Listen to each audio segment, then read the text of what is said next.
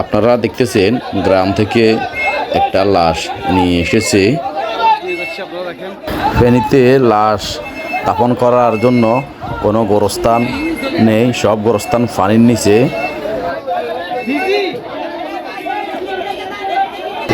দুর্যোগ বললে ভুল হবে, এটা হচ্ছে মহা দুর্যোগ। সম্ভবত 94 সালের আগে পরে আমরা কখনো এরকম আর দেখিনি, সেজন্য আমাদের পূর্ব প্রস্তুতি ছিল না বললে চলে। পানি যখন আমাদের কোমর সমান উঠে, ঘরের দোকানের সবগুলো নিচতলা যারা বসবাস করেন সব জিনিস যখন পানির নিচে তলিয়ে যায়, তখন কোনোভাবে আমরা প্রাণটা বাঁচিয়ে যাদের দোতলা বিল্ডিং আছে সেখানে এসে যাই। আসলে যেহেতু অতীতে কোনোদিন আমরা বন্যা কবলিত স্থান দেখিনি, এই পরিস্থিতিতে পড়িনি, সেজন্য আমাদের জন্য এটি সবচেয়ে বেশি ভয়াবহ, সবচেয়ে বেশি দুঃখের এবং সবচেয়ে বেশি কষ্টের। এবং এই পরিমাণ সমস্যাগ্রস্ত মানুষ যারা হেল্প করছেন তারাও হিমশিম খাচ্ছেন।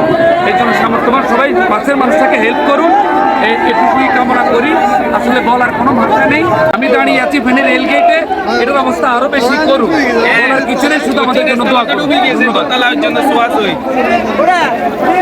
কি ভয়াবহ অবস্থা আমাদের ফেনী, যারা ফেনীবাসী যারা প্রবাসী আছেন, দেখেন ফেনীর অবস্থা কি ভয়াবহ ছিল।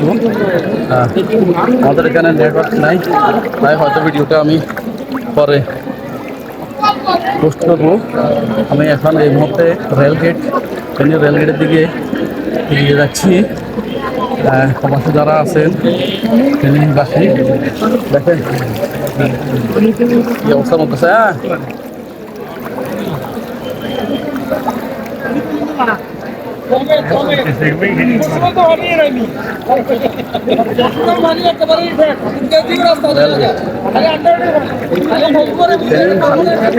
জমা বেঁধে আছে, আমরা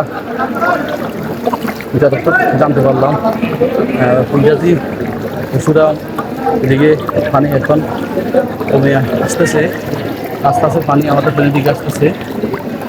এই মুহূর্তে আমরা ফেনীতে দেখতেছি পানি জমা বেঁধে আছে, দেখতেছে না আপনারা যারা বিদেশ থেকে দেখতেছেন আমাদের ফেনীবাসী যারা আছে, দেখেন আপনারা মাছ নাকি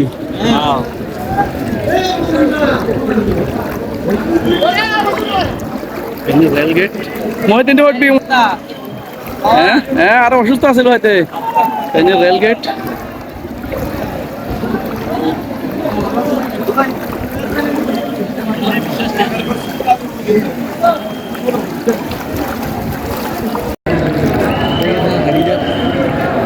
স্টেডিয়াম,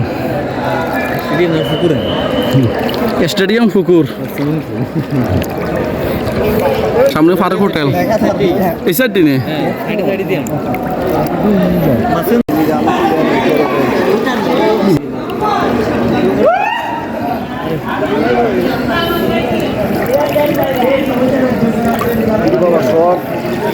চল স্টেডিয়াম রোড, স্টেডিয়াম রোড, আমাদের স্টেডিয়াম রোড। এটা খাত আছে মাঝখান বরাবর, এখানে ড্রেন আছে মনে হয়, মাঝখান বরাবর যা। কি পরিমাণ পানি, হ্যাঁ কিসে টানের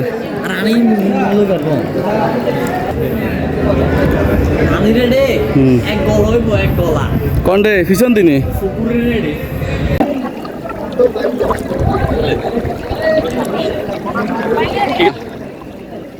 বড় হকার্স মার্কেট, বড় হকার্স মার্কেটের সামনে চিত্র।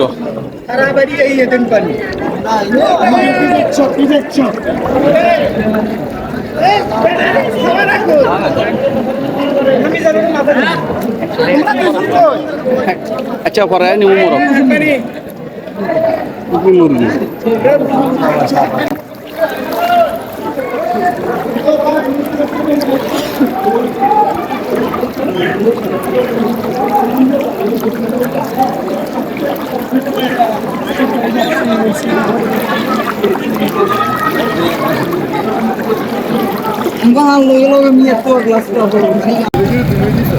গুদাম কোয়ার্টার।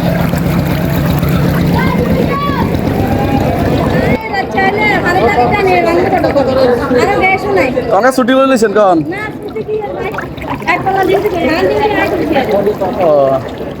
মইতে বটবি কি অবস্থা মামু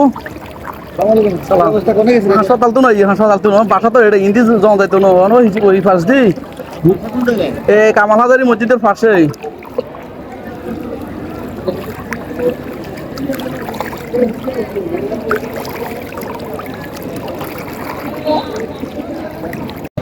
ফেনী বালিকা বিদ্যা নিকেতনের সামনে চিত্র